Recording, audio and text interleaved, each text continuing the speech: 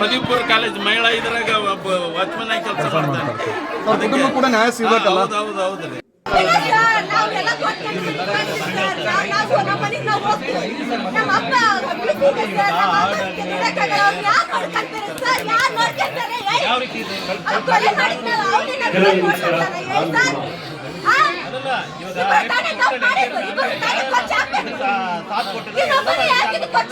ಎಲ್ಲರಿಗೂ ನಮಸ್ಕಾರ. ನಾನು ನಿಮ್ಮ ಡಿವಿಜಿ ವಾಯ್ಸ್ ಕರಿಯಪ್ಪ. ಇವತ್ತು ಏನು ಕೊಪ್ಪಳದಲ್ಲಿ ಹಾಡು ಅಗಲೆ ಗವಿಸಿದ್ದಪ್ಪ ನಾಯಕ ವಾಲ್ಮೀಕಿ ಜನಾಂಗದ ಒಬ್ಬ ಬ್ಯೂಟಿಫುಲ್ ಪರ್ಸನ್, ಅಂದ್ರೆ ಸಮಾಜ ಸೇವೆಯಲ್ಲಿ ಗುರುಸ್ಕೊಂಡಿರ್ತಕ್ಕಂಥ ಗವಿಸಿದ್ದಪ್ಪ ನಾಯಕ ಯಾವುದೋ ಒಂದು ಹೆಣ್ಣಿನ ವಿಚಾರದಲ್ಲಿ ಸಾದಿಕ್ ಮತ್ತು ಆತನ ಗೆಳೆಯರು ಅವರಿಬ್ಬರಿಗೆ ಕುಮ್ಮಕ್ಕು ಕೊಟ್ಟಿರ್ತಕ್ಕಂಥ ವ್ಯಕ್ತಿ ಯಾರು ಅಂತ ಈಗಾಗಲೇ ಪೊಲೀಸ್ ಇಲಾಖೆಯವರು ತನಿಖೆ ಮಾಡ್ತಾ ಇದ್ದಾರೆ. ಅವರನ್ನ ಈ ಕೂಡಲೇ ಬಂಧಿಸಬೇಕು ಅಂತ ಹೇಳಿ ವಾಲ್ಮೀಕಿ ಸಮುದಾಯದ ಹಿರಿಯ ಮುಖಂಡರುಗಳು ಎಲ್ಲರೂ ಸಹ ಅವರ ಒಪಿನಿಯನ್ ತಿಳಿಸ್ತಾ ಇದ್ದಾರೆ.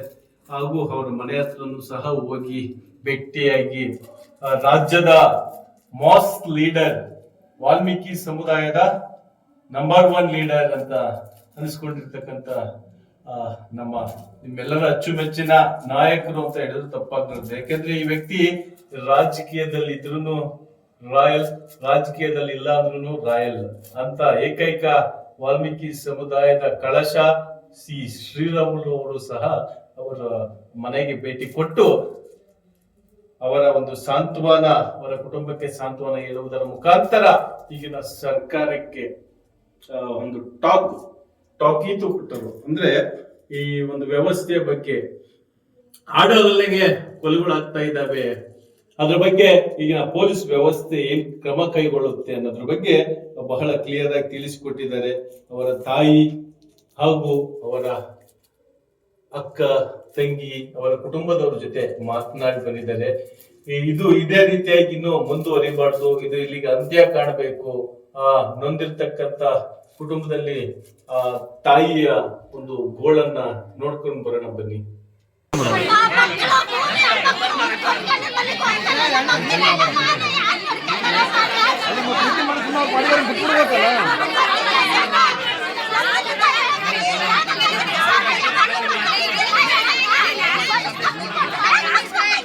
ಅದೇ ರೀತಿಯಾಗಿ ಆ ಕುಟುಂಬಕ್ಕೆ ಸಮಾಜ ಕಲ್ಯಾಣ ಇಲಾಖೆಯಿಂದ 20 ಲಕ್ಷ ಪರಿಹಾರ ಹಾಗೂ ಅವರ ಮನೆಯಲ್ಲಿ ಯಾರಿಗಾದರೂ ಒಬ್ಬರಿಗೆ ಸರ್ಕಾರಿ ನೌಕರಿ, ಈ ಹಿಂದೆ ರೌಡಿ ಶೀಟರ್ಸ್ಗಳು ಅವರು ಇವರು ಅಂದ್ರೆ ಈ SC/ST ಗೆ ಅತಿ ಹೆಚ್ಚು ಕಾನೂನಿನ ಅರಿವು ಕಡಿಮೆ, ಅದಕ್ಕೆ ಕಾನೂನಿನ ಅರಿವು ಮಾಹಿತಿಯನ್ನ ಕೊಡಬೇಕು ಅಂತ ಸರ್ಕಾರನೇ ಕೋಟಿಗಟ್ಟಲೆ ಹಣವನ್ನ ಖರ್ಚು ಮಾಡ್ತಾ ಇದೆ. ಅದು ಸರಿಯಾಗಿ ಬಳಕೆ ಆಗ್ತಾ ಇಲ್ಲ. ಆ ಜಿಲ್ಲೆಯಲ್ಲಿರ್ತಕ್ಕಂಥ SC/ST ಸಮುದಾಯದ ವ್ಯಕ್ತಿಗಳು ಇದರ ಪೂರ್ತಿ ಮಾಹಿತಿಯನ್ನ ತಗೊಳ್ಳಿ. ಈ ಪೂರ್ತಿ ಮಾಹಿತಿಯನ್ನು ತಗೊಂಡು ನಿಮ್ಮ ಜಿಲ್ಲೆಯಲ್ಲಿ SC/ST ಕಾಲೋನಿಗಳು ಎಲ್ಲೆಲ್ಲಿದ್ದಾವೆ ಅಲ್ಲೆಲ್ಲ ಮಾಹಿತಿಯನ್ನ, ಈ ಆದೇಶವನ್ನ ಪ್ರಜಾಪ್ರಭುತ್ವದಲ್ಲಿರ್ತಕ್ಕಂಥ ಡಾಕ್ಟರ್ BR ಅಂಬೇಡ್ಕರ್ ಅವರು ಕೊಟ್ಟಿರ್ತಕ್ಕಂಥ ಸಂವಿಧಾನದ ಅಡಿಯಲ್ಲಿ ಇವೆಲ್ಲ ಕೆಲಸಗಳನ್ನ ವಿದ್ಯಾವಂತರು, ಬುದ್ಧಿವಂತರು, ಚಾಣಕ್ಷರಿದ್ದಾರ ಅವರೆಲ್ಲರೂ ಹೋಗಿ ಯಾವುದೋ ಒಂದು NGO ಮುಖಾಂತರ, ಯಾವುದೋ ಒಂದು ಇಲಾಖೆಯ ಮುಖಾಂತರ ಪ್ರತಿ ಏರಿಯಾ ಗಲ್ಲಿ ಸುತ್ತರಿದು ಪ್ರಜಾಪ್ರಭುತ್ವದ ಅಂಕಿಅಂಶವನ್ನ, ಸೆಕ್ಷನ್ಗಳನ್ನ ಜಾರಿಗೆ ತಂದಿರ್ತಕ್ಕಂಥ ವಿಚಾರದ ಮಾಹಿತಿನೇ ಇಲ್ಲ ಜನಕ್ಕೆ. ಅಂತ ಮಾಹಿತಿಯನ್ನ ತಿಳಿಸ್ಬೇಕು. ಈ ನೊಂದಿರ್ತಕ್ಕಂಥ ಕುಟುಂಬ ಇಡೀ ಕರ್ನಾಟಕದಲ್ಲಿರ್ತಕ್ಕಂಥ ಎಲ್ಲಾ ಸಮುದಾಯದವರು ಬಂತು. ಯಾಕಂದ್ರೆ ಇಲ್ಲಿ ಒಬ್ಬ ಮುಸ್ಲಿಂ ಸಮುದಾಯದ ವ್ಯಕ್ತಿ ಕೊಲೆ ಮಾಡಿದ್ದಾನೆ ಅಂದ ತಕ್ಷಣನೇ ಇದರಲ್ಲಿ ರಾಜಕೀಯ ತರ ಅವಶ್ಯಕತೆ ಇಲ್ಲ. ದ್ವೇಷ, ಮುಸ್ಲಿಂ ಯುವತಿಯನ್ನ ಪ್ರೀತಿಸ್ತಿದ್ದ ಅನ್ನೋ ಒಂದು ಇದು ಬಂದಿದೆ. ಬಟ್ ಪ್ರೀತಿ ಮಾಡಿದ ತಕ್ಷಣನೇ ಅವ್ರನ್ನ ಕೊಲೆ ಮಾಡಬೇಕು ಮಧ್ಯ ರೋಡಲ್ಲಿ ಅನ್ನೋದು ಅದು ಅವರ ಒಂದು ಕಳಂಕಕ್ಕೆ, ಈ ಸಮಾಜದಲ್ಲಿ ಅವರು ಬದುಕುವುದಕ್ಕೂ ಯೋಗ್ಯನಿಲ್ಲದ ವ್ಯಕ್ತಿಯು ತಗೊಳ್ತಕ್ಕಂಥ ಒಂದು ಡಿಸಿಷನ್ ಇದು. ಹಾಗಾಗಿ ಅವನು ತಗೊಂಡಿದ್ದಾನೆ ನಿರ್ಧಾರವನ್ನ.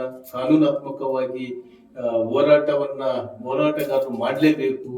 ಆ ಹೋರಾಟಗಾರ ಹೋರಾಟ ಮಾಡಲಿ, ನೊಂದಿರ್ತಕ್ಕಂಥ ಕುಟುಂಬಕ್ಕೆ ಸರ್ಕಾರದಿಂದ ಏನು ಸಿಗಬೇಕು ಅದು ಸಿಗಬೇಕು.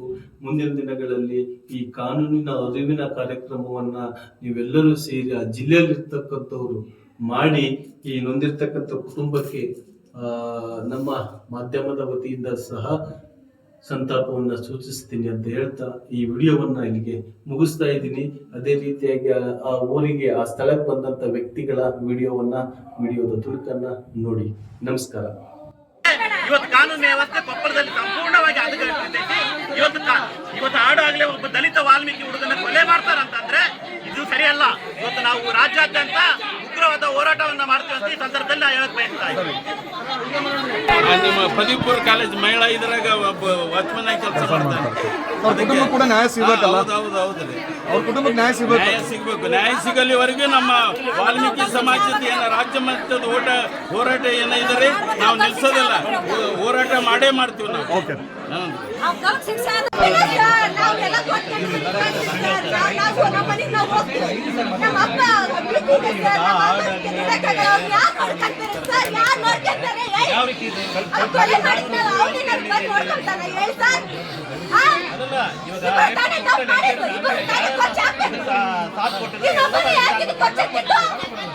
ನೋಡಿ ಸರ್, ನನ್ಗೆ ಯಾರು ಜೋರ್ ಕಟ್ಟಿ ಹೆಣ ತಗೊಂಡು ಹೋದ್ರೆ ನೋಡಿ ವಿಡಿಯೋ ಮಾಡ್ಕೊಂಡು ನಾನು ಯಾರು ಜೋರ್ ಕಟ್ಟಿ ಹೆಣ ತಗೊಂಡು ಹೋದ್ರೆ